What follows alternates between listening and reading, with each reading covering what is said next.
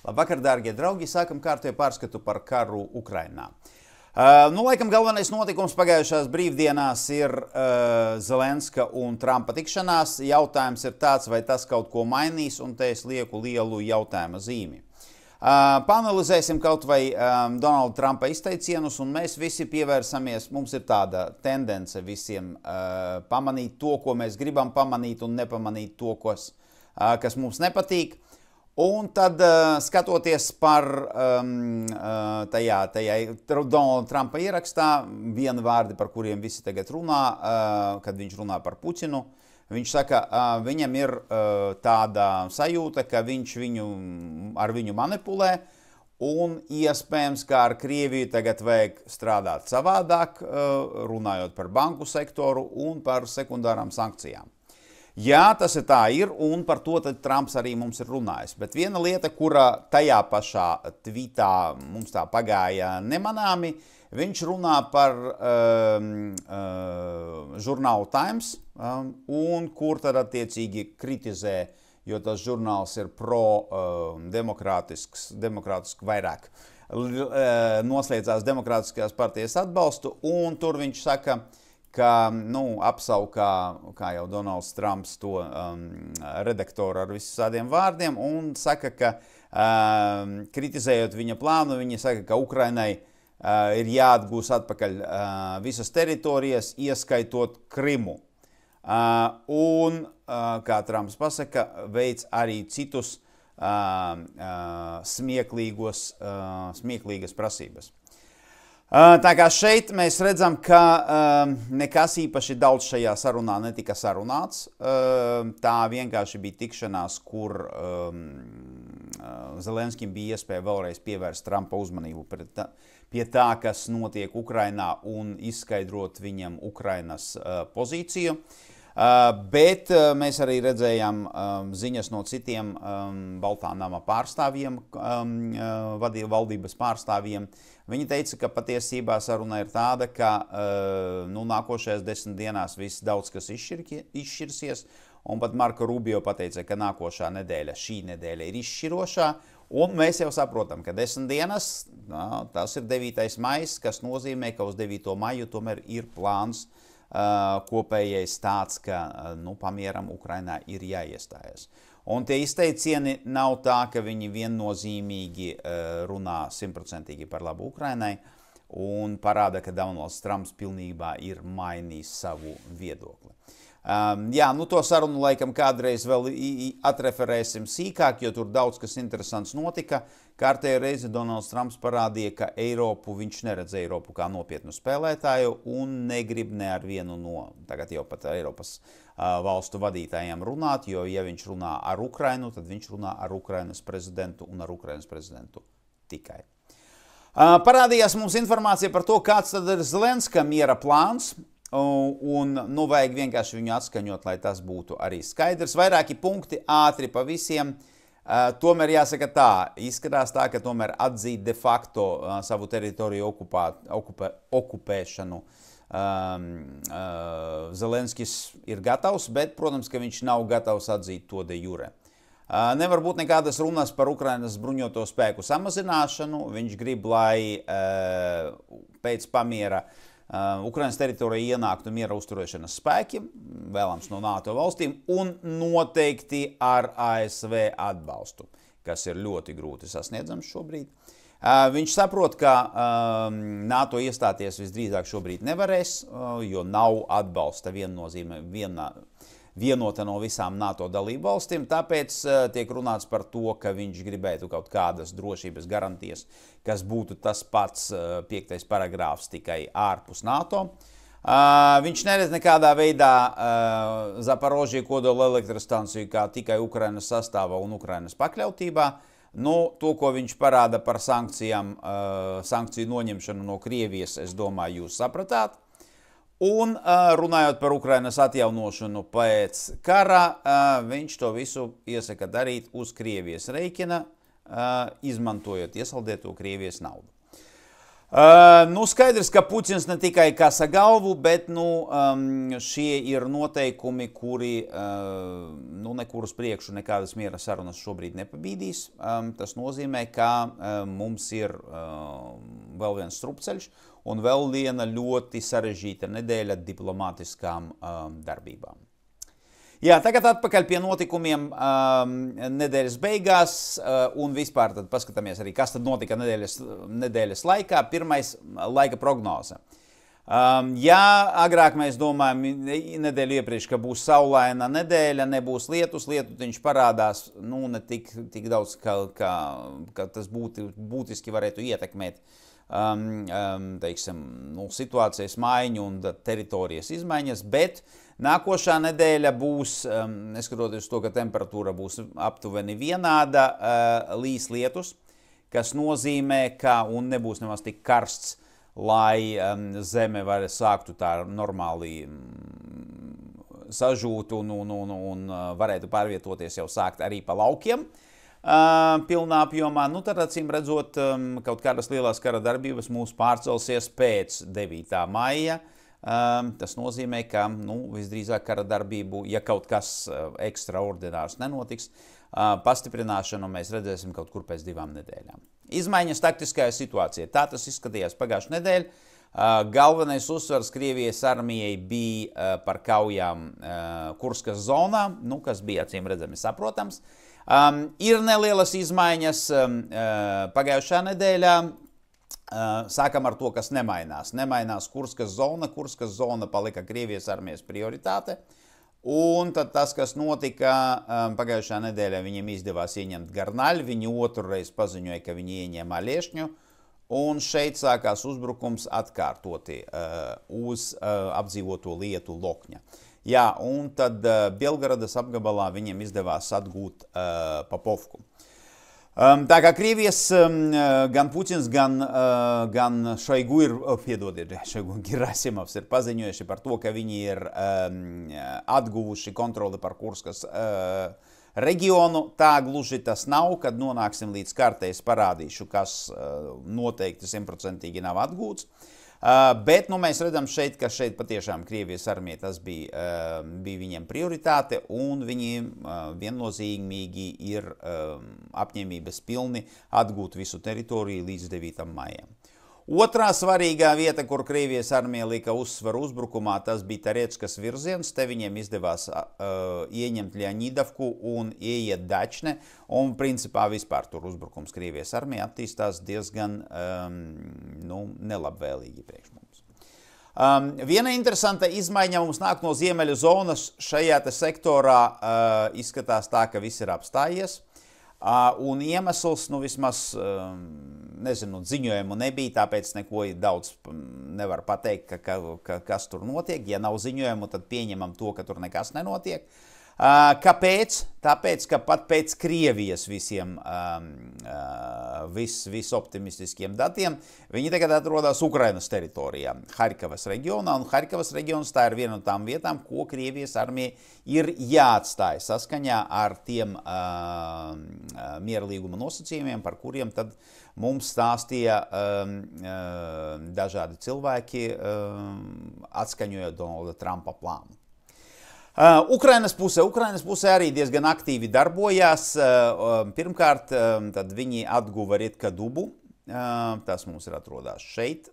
Pretuzbrukums Krievu uzbrukums šeit tas bija pretuzbrukums un tad svarīga pozīcija atgūta šeit. Centrā Taretskas virzienā, tagad mēs zinām, ka Plišķievku un Ņilipivku kontrolē Ukrainas armija. Dienvidos malā Takmačkā, atceraties, Krievijas armija pagājušajā nedēļā iegāja iekšā tādā diezgan negaidītā uzbrukumā, atguva šo teritoriju Ukraiņi, un interesanti, ka šeit centrā Krievijas armija uzbruka Tarasivkai un Staramihailivkai, bet priekšrocību guva Ukraiņi, jo viņiem izdevās dabūt atpakaļ kontroli pār Berezivku. Dienvidus virzienā šitien te virziens, kas iet uz Dņepropetrovskas apgabalu, šitā te, tad šeit Krievijas armijai ir pavirzījusi uz priekšu, viņi dabūja kontroli par Bahdaņivku un ienāca Kotļarivkā. Vēl viena kauja, kas notiek pie Časif Jara, tur izmaiņu nav, bet Krievijas armija palielināja savu spiedienu uz Stupački, viņi iegāja iekšā Stupački un arī, principā attīsta virzienu, uzbrukuma virzienu šeit starp Časif Jaru un Tariecku. Apšaudes. Jā, 2 vārdi par apšaudēm. Bija daudz un smagas apšaudes, tikai statistiski par datiem. Pirmais tad dronu izmantošana. Dronu izmantošana kā minimums 2 karšojās no pagājušās nedēļas. 114 droni vidēji katru dienu tika palaisti pret Ukrainu. Notriekto dronu procents kritās 47, te mēs redzam uz leju tas iet. Redzēsim, vai tā tendence atpakaļ mums neatgriezīsies nākošu nedēļu, bet, jā, situācija ir smaga un tīpaši, piemēram, svētdien vispār bija tikai 38% dronu notriekti. Pagaidām, laikam, paniku celt nevajag, bet, ne par ko labu tas, protams, nerunā. Un tad dronu triecieni mēs redzam to līkni, kā viņa iet, tagad viņa iet uz augšu. Tad skatīsimies, vai viņa paliks tajā līmenī uz 800 droni nedēļā, vai viņa atpakaļ augs uz to mūsu rekordu, kas bija mums pusotra mēneša atpakaļ 1167 droni nedēļā. Raķetes ir milzīgs leciens, 10-kārš vairāk nekā iepriekšējā laikā. Kopā tika palaistas 76 raķetes, vienīgā pozitīvā lieta ir 63% ir notriekti, bet tas ir tādēļ, ka pamatā uz spārnotu raķešu X-101 un kalibru rēķina, un tas ir tas milzīgais uzbrukums, kad Krievija uzbruka ar 70 raķetēm, un tur Ukraiņi ieslēdza visus savus resursus, lai tikt galā ar šīm te raķetēm. Un ja mēs paskatāmies uz to līmeni, tad tas notriekto raķešu skaits aptuveni 60% līmenī arī ir. Tajā laikā, kad lielāks raķešu daudzums tiek palaists, tad Ukraiņiem izdodas aktivizēties un arī kaut ko izdarīt ar šo. Skaidrs arī, ka bija Ukraiņiem agrā brīdināšana, izlūkošanas informācija no amerikāņiem vēl joprojām nāk, tāpēc ar to viņi pagaidām var tikt galā ar šāda tipa veida uzbrukumiem. Bet nepavēlti Zelenskis katru reizi, kad tiekās ar rietumu valstu vadītājiem un atkal runājot ar Trumpu, pamatā to, ko viņš prasīja ieročus un primāri viņš prasīja, protams, ka pretgaisa aizsardzības sistēmas. Lai piebeigt uzbrukumu 51. arsenālam, tagad ir tādas jau pietiekoši labas fotogrāfijas, kuras ļauj mums tad pateikt, kas tad ir iznīcināt. Šeit ir iznīcināts, jāsaka, šajā zonā viss. Un kas tad šeit ir bijis? Tie, kuriem patīk saskaitīt visu līdz pēdējiem cipariņam, tad šeit ir iznīcināti 15 dzelzbetona bunkuri un 29 vecā tipā noliktavas ēkas. Tā kā cik daudz un kāda munīcija te ir iznīcināta, mēs, protams, nezinām, bet tas viennozīmīgi ir ļoti spēcīgs trieciens pār Krievijas spēju. Un tad, attiecīgi, uzbrukt Ukrainai viņiem tagad būs daudz grūtāk. Izmaiņas sektoros Zaparīžie, kā jau teicu, šeit Ukraiņi atguva atpakaļ kontroli par Malo Takmačku. Velika Novoselka virzienā turpinājās uzbrukumi un apšaudes Bagatir. Ir informācija par uzbrukumu Atradne un tāda galīgi negaidīta lieta. Svētdienā milzīgā apšaude Cimirivkā, Bradne, Novopiļa un Ziļona Pole. Nezinu, ar ko tas ir saistīts, jo es neticu, ka Krievijas armija pēkšņi mainīja savu uzbrukumu virzienu un tagad pamatā uzbrukums notiek te. Es šaubos, ka kaut kas tāds būs, bet kaut kāda jau ideja viņiem ar to apšaudi, protams, ka bija. Vienīgā izmaiņa apvidu ir šeit, Malā Takmačka, tātad Ukraiņi uzbruka, pamatā atguva šīs te fermas, kas atrodas šeit, kā arī atjaunoja savas aizsardzības pozīcijas Takmačka austrumu daļā. Pakrovska, šeit vairākas vietas, kur sakoncentrētas kaujas. Viena kauja, tas ir Rozļiv, Bagatir, Konstantinopil. Otrā, sākot no Spieņivkas līdz Troitskie, tas ir virziens uz Dņepropetrovskas no apgabalu Novopavlivka.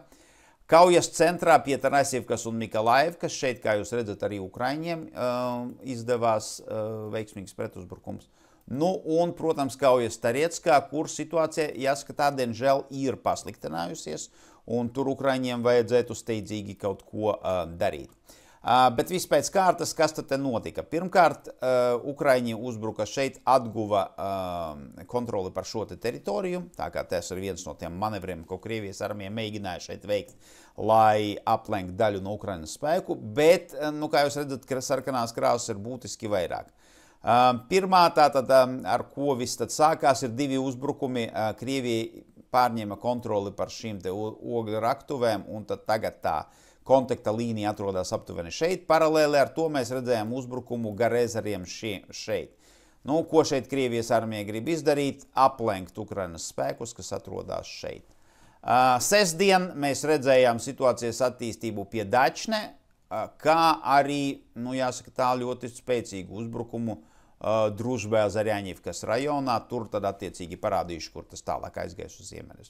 Nu, pēc tam svētdien loģiski Krievijas armija ieņēma šo te teritoriju Dačne, un pavisam slikta ziņa, kāpēc man šeit situācija ļoti nepatīk, tāpēc, ka Krievijas armija uzbruka te, un ienāca iekšā, tā jau ir grūti pateikt, kura tad Širbiņivka vai Pitrivka, bet galvenais, ko viņi izdarīja, viņi pārgrieza šo te apgādes ceļu. Kas nozīmē, ka tagad arī visas šitās te Ukraiņu vienības, kas atrodas un karos šeit, arī viņas ir ļoti bīstamā situācijā.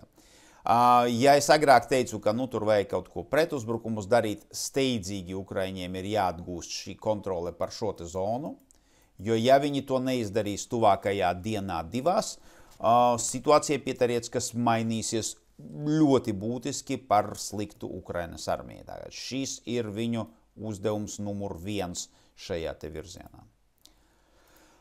Tālāk uz dienvidiem turpinājās uzbrukums Staramikolaevkai. Tagad ir jau apstiprināta informācija, ka Krievijas armija ienāca iekšā Staramikolaevkā un atkal pacēlās jautājums, kurš tad kontrolē šo te pelēko zonu, jo nu, nevar būt tā, ka tā ir vienkārši atstāta šeit starp 2 pozīcijām un neviens te nemēģina pārņemt kontroli par to. Tarasivkas virziens šeit mēs redzam, jā, ka Ukraiņiem izdevās veiksmīgs pretuzbrukums, viņiem izdevās atgūt Tarasivkas ziemeļus. Krievijas armija, protams, uzbruka arī Tarasivkā, bet viņi ir pārorientējušies arī uzbrukt šādā te virzienā. Un tas ir virziens uz Aleksandropoli. Es domāju, ka viņi uzbruks gan šeit vienlaicīgi. Nu, un es domāju, ka arī šis te jautājums par Birjezivku, kuru Krievijas armija tā negaidīti zaudēja šeit, es domāju, ka arī tas būs nu, viņu tuvākie uzdevumi šajā te virzienā. Centrā no Pavlivkas virziena te bija uzbrukumi vairāki. Vispirms tādam diezgan lielu teritoriju Krievijas armija atguva uzbrukot uz Novoaleksandrivku, un tad nākošajā dienā arī turpināja šo uzbrukumu. Centrā mēs redzam pēc šīs teritorijas ieņemšanas, tad Krievijas armija ienāca Katļarivkā un uzbruka Troitskie. Troitskie uzbrukums bija 2 dienās, šitas ir piekdienas uzbrukums, šitas ir sestdienas uzbrukums. Nu, kauja šeit turpinās.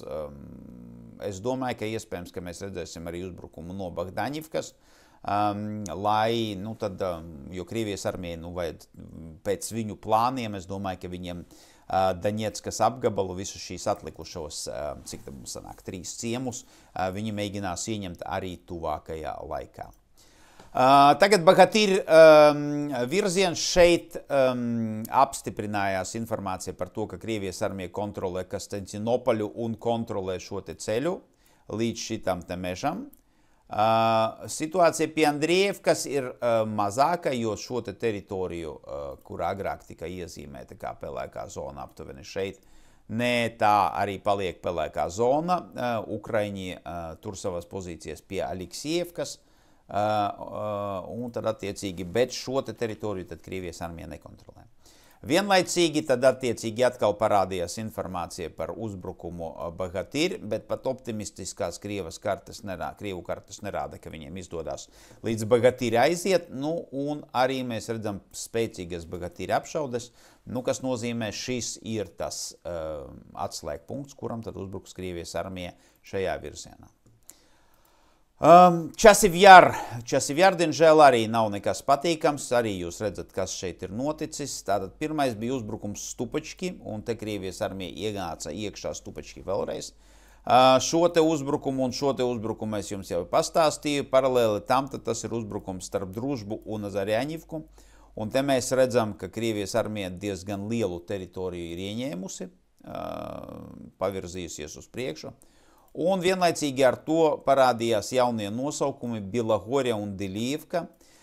Šīs, es domāju, atkal tas ir tā kategorija, kad uzbrukums šajā te virzienā, nevis kaujas pie šiem ciemiem vai šajos ciemos, bet mēs redzam šeit negatīvu tendenci, un Krievijas armija šeit mēģina virzīties uz priekšu. Jā, tad šeit šī ir tā teritorija starp Zarjaņivku un Družbu. Un šeit tas, ko mēs visdrīzāk redzēsim, šis ir tas ceļš, kā Krievijas armija mēģinās virzīties uz Dilievku un nezinu kādā veidā. Visdrīzāk viņi mēģinās atvērt jaunu uzbrukumu fronti šeit uz Bilohoru. Un ja viņiem izdosies konsolidēties pie Dačne un ieņemt Dilievku, tad skaidrs, ka pa dzelzceļu uz priekšu viņi ies uz Aleksandra Šulciņa. Un ja šeit ir šīs kontroli par šo te ceļu atgūt neizdosies, un Krievijas armija ieņemt arī Kliban-Byk, atceramies, Stupački ir šitien te, tad attiecīgi, jā, atkal ir problēma lielai Ukrainas armijas vienībām, kuras tad atrodas šeit. Jā, tāds ir karš, visu laiku ir jāskatās, kā mainās situācijas, un jārēģē un jādarbojas atsevišķi. Ienākšana Stupački vienkārši atzīmēšu, tas bija sākotnējais ziņojums, visdrīzāk tā situācija tiks precizēta, bet tāpēc mums ir tie ikdienas raidījumi, kad es par tām izmaiņām varu pastāstīt. Un noslēgumā ir Kurskas rajons, diemžēl tagad karte mums mainās, tagad tā izskatīsies šādi. Pamatā mēs tomēr jau būsim tagad Sumi reģionā, jo kaujas pamazām virzās dienvidu virzienā. Izmaiņas, kas notika brīvdienās, tātad Krievijas armija izdevās ieņemt Garnaļu, izdevās ieņemt Popovku, atkal turpinājās kaujas pie Liešņas un uzsākās kaujas pie Lokņas. Jā, šeit mēs runājam par to, ko tad Krievijas armija nav atguvusi. Pirmkārt, pie apdzīvotās vietas Čotkiņa, šeit arī ir tāda vieta saucās Truba, un šī ir tā teritorija, kas ir aiz upītes, un to Krievijas armija ļoti grūti atgūt, tikai ja viņi speciāli to mēģinās darīt, tas nebūs vienkārši uzdevums. Šī teritorija kā minimums nav atgūta, un arī šeit gar Psjolu upi, es jums parādīšu, kad palielināsim mērogu, arī šeit ir tās Kurskas reģiona teritorijas, kuras Krievijas armija nav atguvusi pat pēc visoptimistiskākiem ziņojumiem. Izmaiņas situācija, tātad, kas šeit notika, pirmais uzbrukums Lokņai, atkal Krievijas armija virzās uz priekšu tur, kur viņa kontrolē teritoriju pirms Lieldienu pamiera. Atkal ir ziņojumi par kaujām Liešņā, un tad šeit Krievijas armija 2 dienu uzbrukumā uzbruka un ieņēma Garnaļu. Uzbrukums šeit, tā ir tā precizēšana pelēkās zonas no iepriekšējām dienām, viņa ir būtiski mazāka nekā tā izskatījās iepriekš.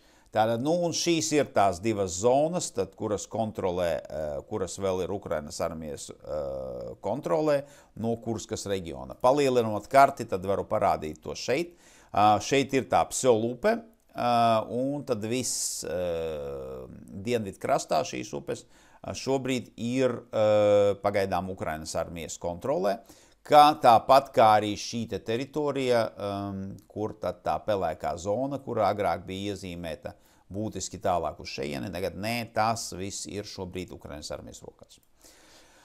Jā, un tad Belgoroda šeit Popovkā Krievijas armija atguva kontroli par Popovku, un tagad neskaidras situācija mums ar Dzimidavku, visdrīzāk tur arī būs visi tie ziņojumi par kara darbībām šajā virsienā. Jā, kādu dienu noteikti ir jāpastāsta par to, kāds varētu būt Krievijas armijas nodoms uzbrukumam Sumi un tā saucamās buferzonas veidošanu ap Sumi reģionu, kā arī paskatīsimies, ko tad Ukrainas armija var izdarīt, lai tad neļaut Krievijas armijai virzīties uz priekšu. Bet to izdarīsim kādu citu dienu. Šodienai tas laikam man ir viss. Jā, tad neticam tādām ļoti vieglprātīgām ziņām, ka Zelenskis ar Trumpu parunāja 10 minūtes un visas problēmas ir atrisinājušās. Es domāju, es esmu daudz mazāk optimistisks par to. Es nedomāju, ka kaut kas būtiski ir mainījies pēc šīs te sarunas. Redzēsim, bet noteikti, kā arī gan Donalds Trumps, gan Rubio teica par to, ka šī nedēļa būs izšķirošā. Tāpēc skatīsimies, kādas diplomātiskās aktivitātes notiks, kādas sarunas notiks, un tad mēs redzēsim, vai vispār kaut kādas pamiera un uguns pārtraukšanas iespējas Ukrainas karā ir vai nav. Un tad mēs redzēsim, kādas ir izredzes, kā kaut kādas miera iniciatīvas vainagosies ar panākumiem. Ja nē, bet tas, ko es varu garantēt noteikti visu šo nedēļu, mēs redzēsim ļoti aktīvu kara darbību vairākos sektoros. Un kā parasti par to, kas notiek Ukrainā, es jums pastāstīšu rīt 19. Paldies par jūsu uzmanību un līdz rītam!